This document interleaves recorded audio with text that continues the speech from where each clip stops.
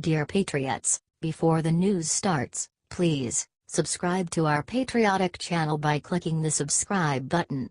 Give us a thumbs up to this video. Don't forget to leave your opinion below in the comments section. Share the news on Facebook and Twitter so your friends see it. Thank you. After student steals MAGA hat, police deliver justice that will destroy her life. Last month, at University of California, Riverside, a leftist student named Edith Macias stole a "Make America Great Again" hat off the head of a Republican student. Video of the event has since gone viral. "This is mine. You do not get to take other people's property that is legally theirs in this county," Matthew Vitale, the hat's owner, tells the hat snatcher in the video. "Your f***ing freedom of speech is genocide, homeboy. Is that what you are trying to represent?" Macias shouts back. Macias then continues to attack the First Amendment.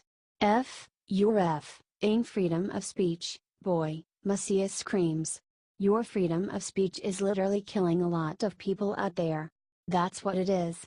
Because you're out there wearing hats like these that promote laws and legislations that literally kill and murder in the masses, people of color." Now, according to Fox News, the police say the theft is a felony, and Vitale will be pursuing charges. "Honestly, this isn't me trying to get revenge on her," Vitale said during a Fox News radio interview. "This is me just trying to say, look, behavior like this is not tolerated in this country. There are individual rights and individual freedoms that we are granted as per the Constitution, that everybody's granted. It doesn't matter what your beliefs are." Leftist students have been taught that there are no consequences for liberal crimes. Hopefully, Macias is about to find out the opposite. The law matters more than their liberal feelings. Comment MAGA. And share if you're tired of college students attacking the First Amendment. They want to silence those who want to make America great again. Let's get even louder in response.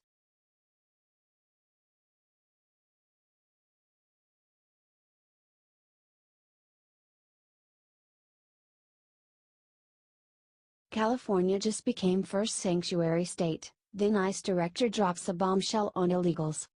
Yes, you read that title correctly. California Governor Jerry Brown, a far-left nutjob if there ever was one, has turned the Golden State into a safe haven for illegal aliens, which includes illegal criminals. This is how far the left is willing to stoop. However, ICE Acting Director Thomas Homan isn't going to put up with Brown's BS. Homan says the law will undermine public safety and hinder ICE from performing its federally mandated mission. Yup. So true. He added, SB 54 will negatively impact ICE operations in California by nearly eliminating all cooperation and communication with our law enforcement partners in the state. Homan also said, ICE will have no choice but to conduct at-large arrests in local neighborhoods and at work sites, which will inevitably result in additional collateral arrests, instead of focusing on arrests at jails and prisons where transfers are safer for ICE officers and the community. ICE will also likely have to detain individuals arrested in California in detention facilities outside of the state, far from any family they may have in California. Homan sounds like a strong leader who loves his country, someone fit for the job. California houses an estimated 2.3 million illegal aliens. Think about that for a second. If you stand with ICE, dear Homan and America, let us know about it in the comments section. HT, ABC 7.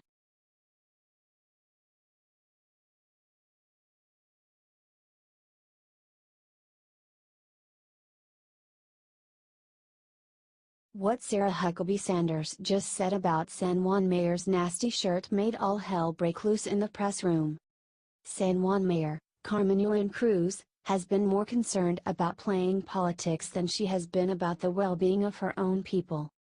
Instead of attending important meetings with FEMA and other officials, Cruz has been visiting news outlets with the sole purpose of trashing our president. She even went as far as wearing a shirt with the word nasty on it, referencing the time candidate Trump called Hillary a nasty woman. The move was both childish and inappropriate for someone in her position.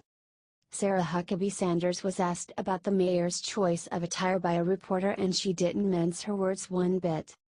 I think that it is sad that the mayor of San Juan chose to make that a political statement instead of a time of focusing on the relief efforts, Sanders said. Sanders went on to explain that Cruz had a perfect opportunity to say anything she wanted to Trump while he was meeting with Puerto Rican officials, but instead she sat in silence like a coward.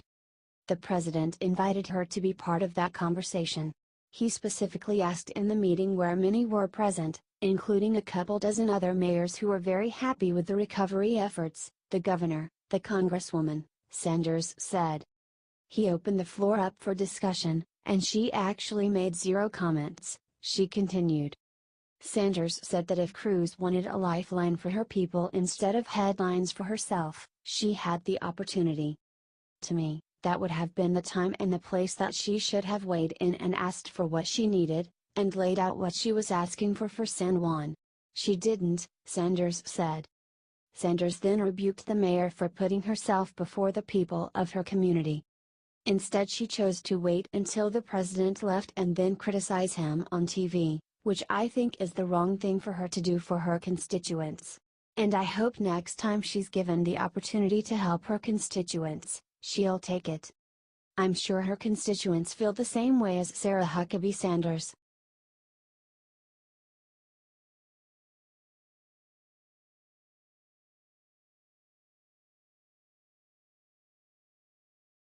Trump just walked up to the mic and destroyed Cuba and Venezuela with 8 words. Donald Trump loves freedom, and he's not afraid to condemn those who don't. During a White House gathering focused on Hispanic heritage, the president took the opportunity to shut down supporters of communist Cuba and Venezuela. As I announced before a wonderful crowd in Little Havana earlier this year, we will not lift sanctions on the Cuban regime until it delivers full political freedom for the Cuban people. The same failed communist ideology that has brought oppression to Cuba has brought nothing but suffering and misery everywhere and every place it has been anywhere in the world, Trump told the audience. Then, to a cheering crowd, Trump added, "Communism is the past. Freedom is the future." Then, he commented on the disaster unfolding in Venezuela. "We also stand with the people of Venezuela who are suffering under the ruthless socialism of the Maduro regime," Trump said. "We reject socialist oppression and we call for the restoration of democracy and freedom for the citizens of Venezuela." Trump certainly knows how to make a statement. He knows how to say it and where to say it. Comment "Communism sucks." And share if you support Trump's attack on Cuba and Venezuela. He stands for freedom and so should we.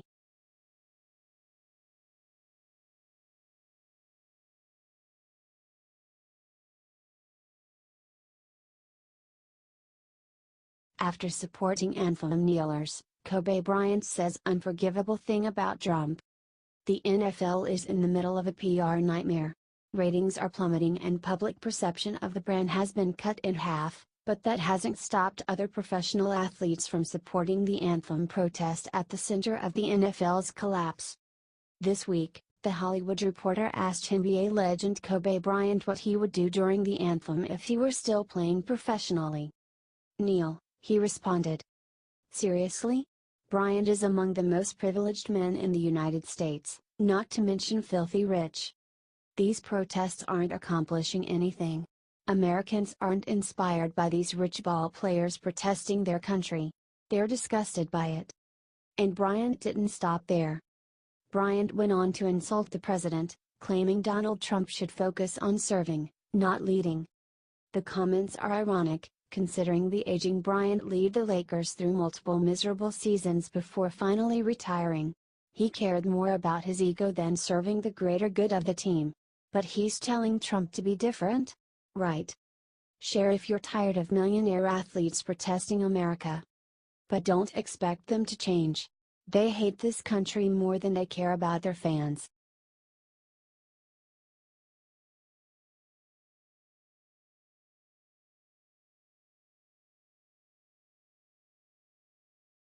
UNLV professor just caught on video brainwashing students to think Trump caused Vegas massacre.